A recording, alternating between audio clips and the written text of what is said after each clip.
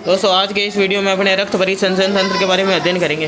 तो इसके लिए सबसे पहले इस चित्र को समझते हैं। देखो ये वाला जो पोर्शन है ये हृदय का पोर्शन है। अब हृदय में अपन को पता है ऊपर वाले दो कोष्ठ होते हैं वो अलिंद कहलाते हैं, नीचे वाले दो कोष्ठ होते हैं उनको बोलते हैं नीले।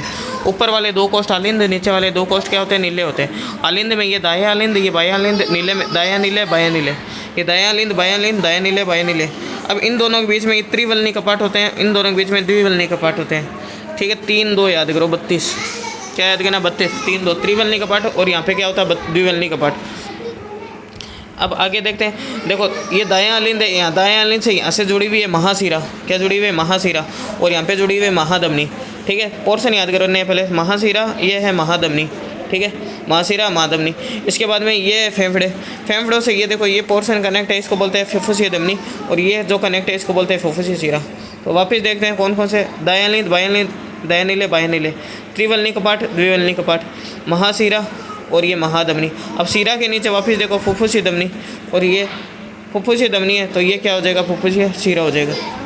देखो महाशिरा, महाशिरा के नीचे क्या है, फुफ्फुसीय धमनी। ठीक है, महाशिरा के बाद इधर क्या है, महाधमनी है, और इधर फुफ्फुसीय धमनी से इधर फुफ्फुसीय शिरा है। तो वापस देखो कौन कौन से पोर्शन अपन को याद करने हैं। ये अपना पोर्शन महाशिरा और महाधमनी, फुफ्फुसीय धमनी, फुफ्फुसीय शिरा, ये पोर्शन है।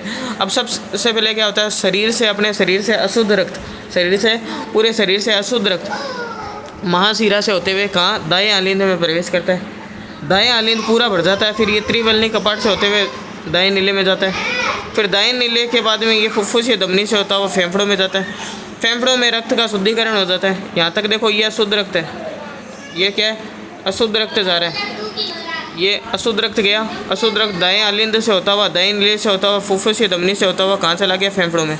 अब फेफड़ों में क्या होता है, फेफड़ों में होता है रक्त का शुद्धिकरण, फेफड़ों में रक्त का होता है शुद्धिकरण। रक्त का शुद्धिकरण होएगा तो यहाँ पे देखो, यहाँ से शुद्ध रक्त, यहाँ से फेफड़ों से शुद्ध रक्त फुफ्फुसीय शिरा से होते हुए बाएं अलिंद में आएगा। कहाँ आएगा, बाएं अलिंद में आएगा, और बाएं अलिंद से फिर बाएं नीले में जाएगा, और फिर बाएं नीले से महाधमनी से होते हुए पूरे शरीर में वापस फैल जाएगा। ये वाला जो प्रोसेस है इसको बोलते हैं रक्त परिसंचरण। इस पूरे प्रोसेस में देखो रक्त हृदय से 2 बार गुजरा है।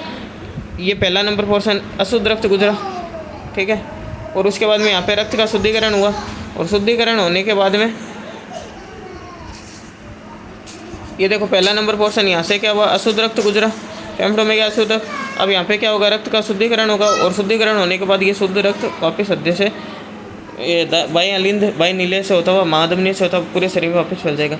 इस पूरे प्रोसेस में रक्त हृदय से 2 बार गुजर रहा है।